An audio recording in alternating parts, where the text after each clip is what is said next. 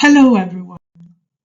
In this presentation, we're going to introduce an ongoing research project funded by the Free University of Bolzano, which explores practices of digital communication adopted by museums of South Tyrol during and after the COVID-19 crisis. The project focuses on the strategies employed by museums to establish relation with the audience and remain present in the memory of visitors, even in periods when physical access to venues was not possible. Special emphasis is placed on the communication of educational activities for children, outreach programs aimed at segments of the public that are generally excluded from cultural activities, and innovative public engagement initiatives activated during the pandemic. Now some information on the background of our research.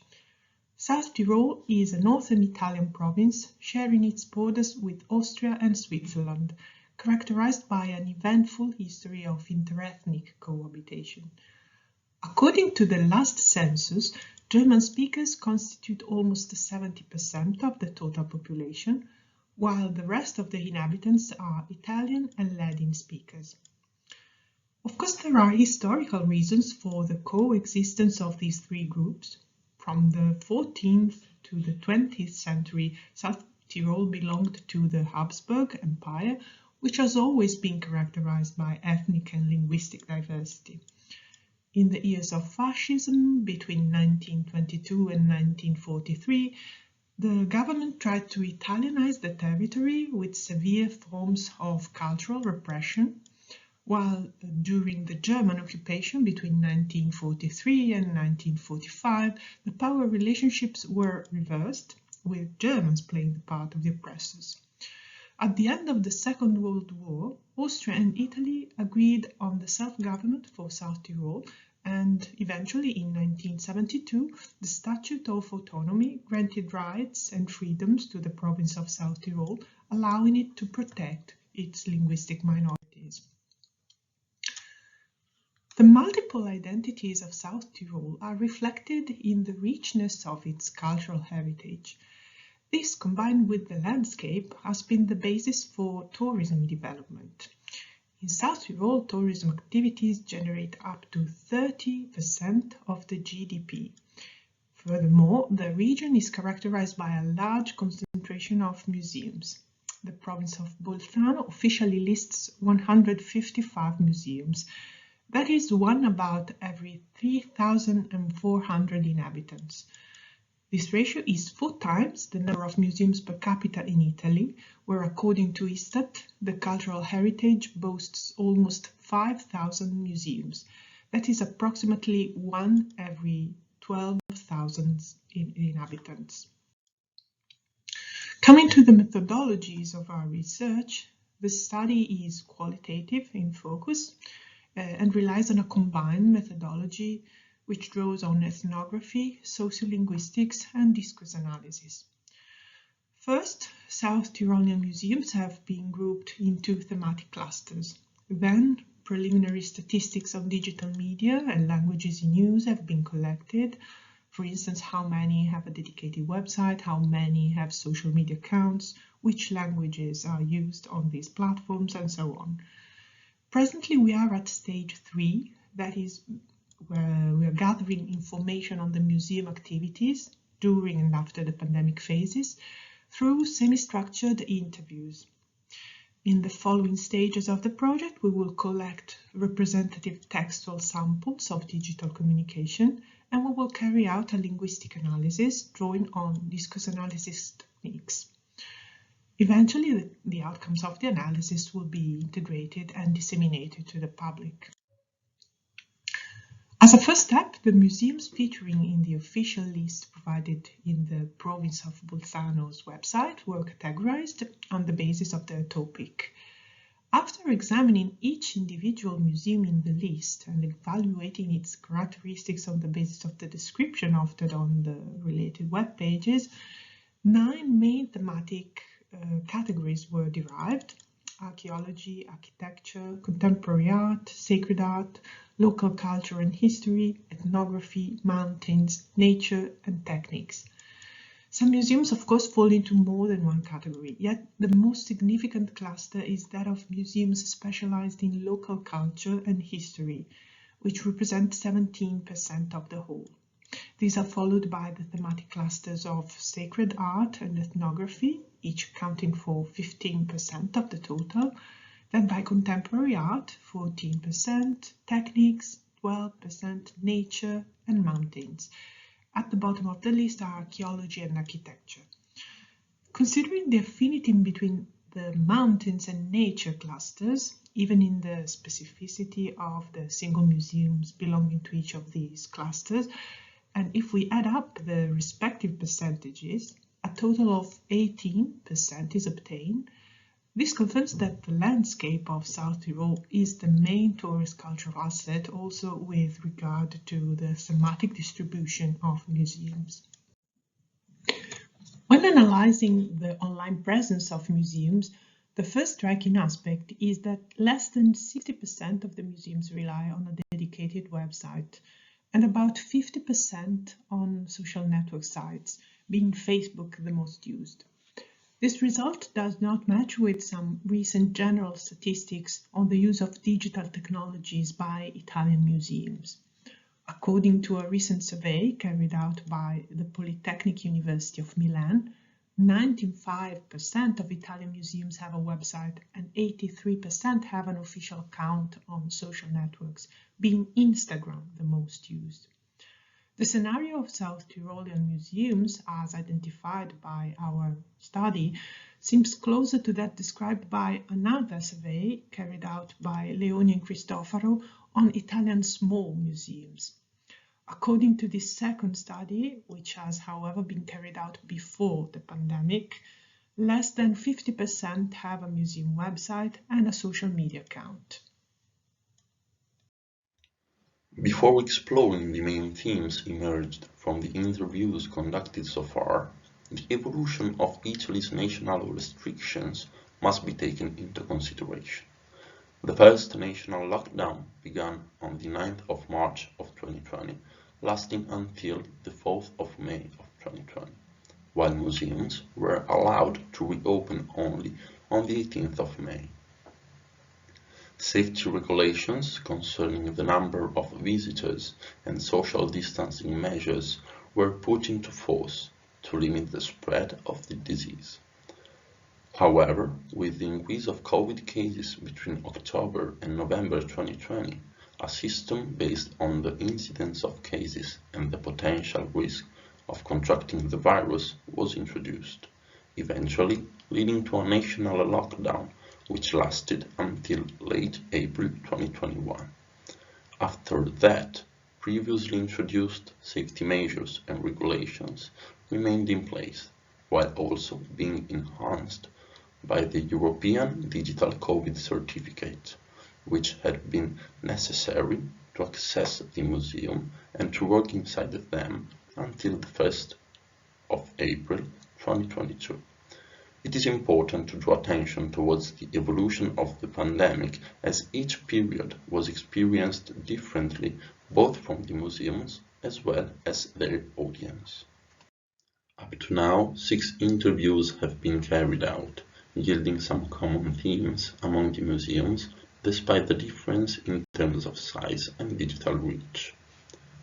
One relevant aspect that emerged from the interviews was the importance attributed to digital communication entering the pandemic. This theme had already caught our attention in the social media presence analysis, showing that museums of South Tyrol are characterized by a low degree of digitalization compared to the Italian average. Many museums, from the larger to the smaller, stated that they were not really prepared to face the situation in terms of digital communication skills and competencies. Even though some museums claim that they have always been up to date as far as digital communication strategies are concerned, others didn't even have staff specifically responsible for digital communication. In this scenario, the majority of museums stressed the importance of interdepartmental cooperation. Anna Zinelli, executive assistant of Merano Arte, emphasized how they tried to do their best, considering the historical period, the resources, and the absence of a department specifically devoted to digital communication.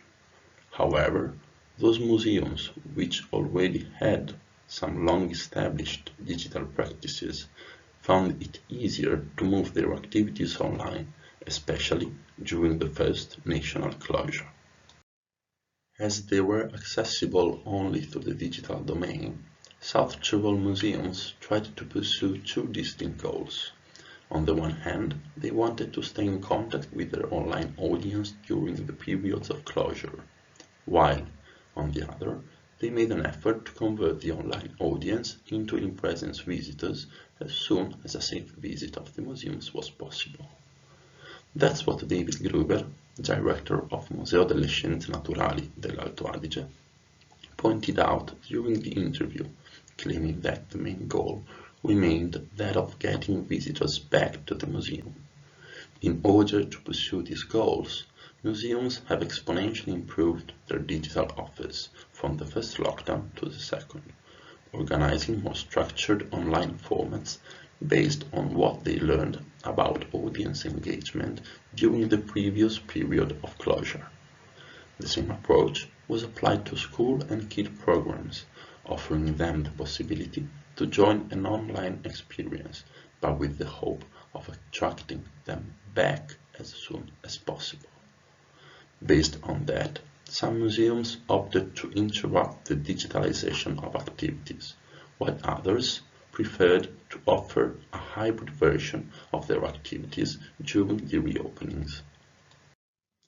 Obstacles to international travel have profoundly influenced the South Tyrolean museums. Several institutions, including those of international relevance, have decided to focus on local communities.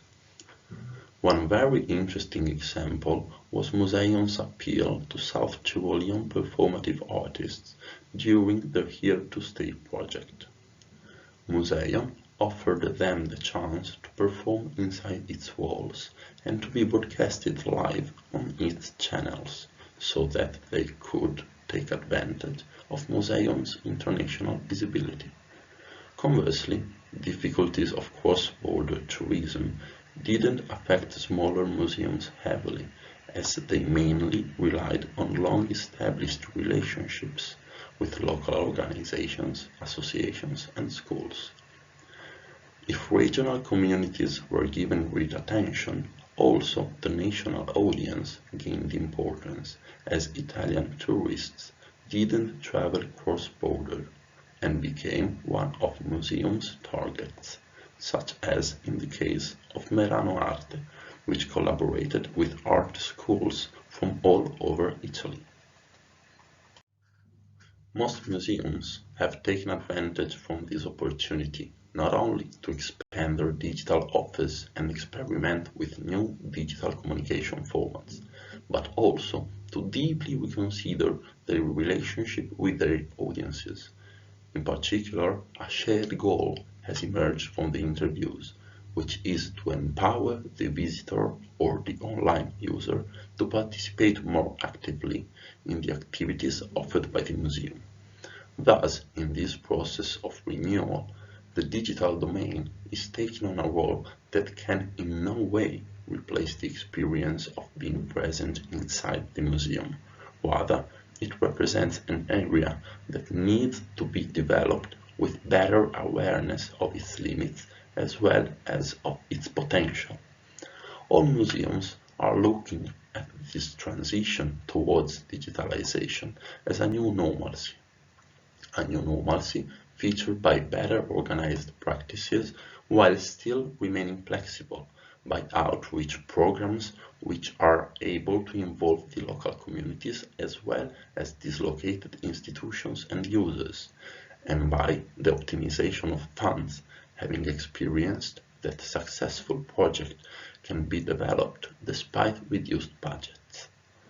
As stressed by David Gruber, this period has taught them so much that they don't even want to come back to the pre-pandemic situation, rather wants to use this experience to convert their mission towards a model of sustainability.